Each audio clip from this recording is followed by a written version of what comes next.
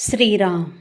साधक हो, सध्या आपण सद्गुरू श्री ब्रह्मचैतन्य गोंदवलेकर महाराज यांचे शिष्य परमपूज्य श्री बापूसाहेब मराठे लिखित श्री महाराजांनी बाबांना असे घडविले या आठवणी स्वरूपातील पुस्तकाचा आस्वाद घेत आहोत. तसेच रविवारी श्री महाराजांच्या काही भक्तांचे अनुभव ऐकणार आहोत. परमपूज्य श्री बापूसाहेब मराठे सांगतात, एकदा केशवरावांनी सहज मला सांगितलं, मी नुकताच येथे आलो होतो आणि महाराजांकडे आमची सुरुवात होती. त्यावेळी मी त्यांना असा प्रश्न विचारला, महाराज, साधू, सत्पुरुष आणि संत या तिघांचा अर्थ एकच ना? एकाचा अर्थाचे शब्द आपण म्हणतो ना? महाराज म्हणाले, केशवराव, मुमुक्षूच्या स्तरावर हे तिन्ही शब्द एकच समजा, चालेल. पण साधूच्या ठिकाणी सत्पुरुष वापरा, सत्पुरुषाच्या ठिकाणी संत वापरा, या स्तरावर चालेल. पण खऱ्या परमार्थाच्या दृष्टीने त्यात फरक आहे. त्यात परमार्थाच्या दृष्टीने फरक असा आहे की साधू कुणाला म्हणायचं? ज्याचं चित्त शुद्ध झालेलं आहे आणि ज्याला आत्मज्ञान व्हायचंय तो साधू. चित्त शुद्ध झालंय पण अजून आत्मज्ञान झालेलं नाही, पण he is on the way, त्याला साधू म्हणायचं. ज्यांना आत्मज्ञान झालेलं आहे त्यांना सत्पुरुष म्हणायचं आणि आत्मज्ञान होऊन जे प्रापंचिक लोकांचा उद्धार करायला कटिबद्ध आहेत त्यांना संत म्हणायचं. माझा तात्या साधू आहे. श्री महाराजांनी तात्यासाहेबांना लगेच इतकं उंच नेलं. तुम्हाला साधू बघायचा असला तर चित्त शुद्ध होऊन आत्मज्ञानाच्या मार्गावर जो गृहस्थ आहे तो साधू. माझा तात्या तसा आहे. तुम्ही चित्तशुद्ध होण्याच्या खटपटीत जोरात आहात. तुम्ही उत्तम साधक आहात. तुमच्याच भाषेत हा विषय थोडक्यात सांगायचा म्हणजे तुम्ही शिक्षण खात्यात आहात ना?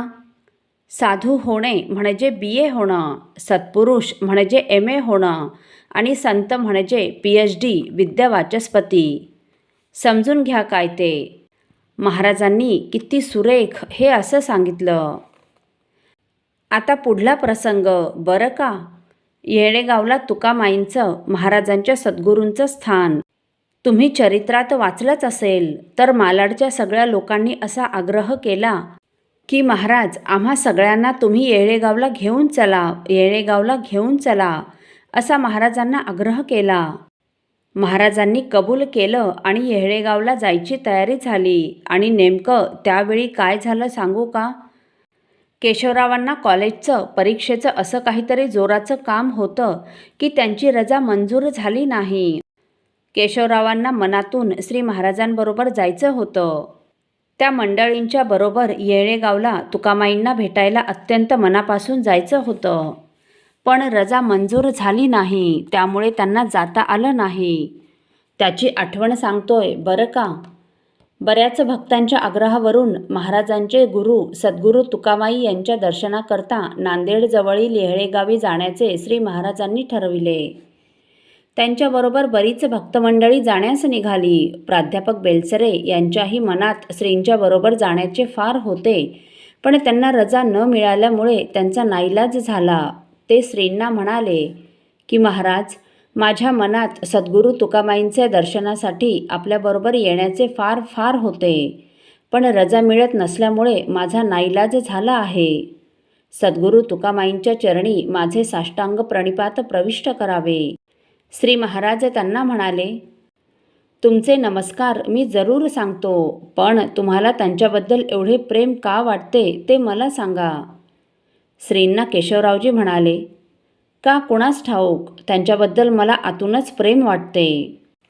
दुसरं कारण ते मराठवाड्याचे आणि मीही मराठवाड्याचा, म्हणून गाववाला जसा तसं. तिसरं कारण ते माझे आजेगुरू आहेत म्हणून. महाराजांचे ते गुरु म्हणजे केशवरावांचे आजेगुरू. आणि चौथं कारण मात्र असं की तुकामाईंचा स्वभाव माझ्यासारखाच जरासा तापट आणि विक्षिप्त होता म्हणून. म्हणजे असा स्वभाव असला तरी मी संत होणार हे त्यांना सांगायचं होतं. विनोद आहे हा. ही 4 कारणे ऐकून महाराज मनापासून हसले.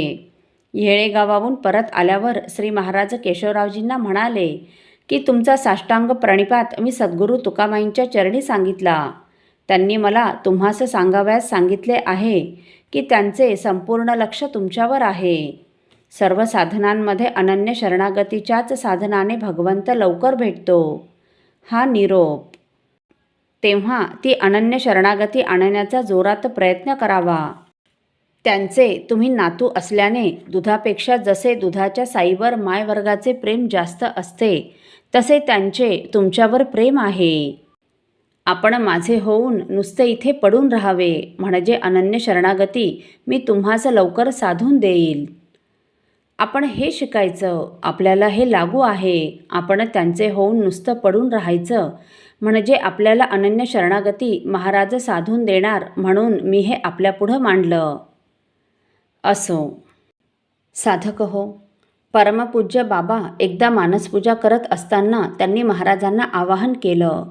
मानसपूजा करत असताना महाराजांचं रूप आलं, परंतु ते सबंध अंगावर भाजलेल्या चट्ट्याचं रूप आलं. ते तसं रूप का आलं ते आपण पुढील भागात ऐकणार आहोत. श्रीराम समर्थ. आपल्यातील कोणा श्रींच्या भक्तांना श्रींचे काही अनुभव आले असतील तर कृपया आपण मला ते 9422843253 अथवा सुनील दादांच्या 9892608401 या व्हॉट्सअप नंबरवर कळवावेत अशी नम्र विनंती. श्रीराम समर्थ.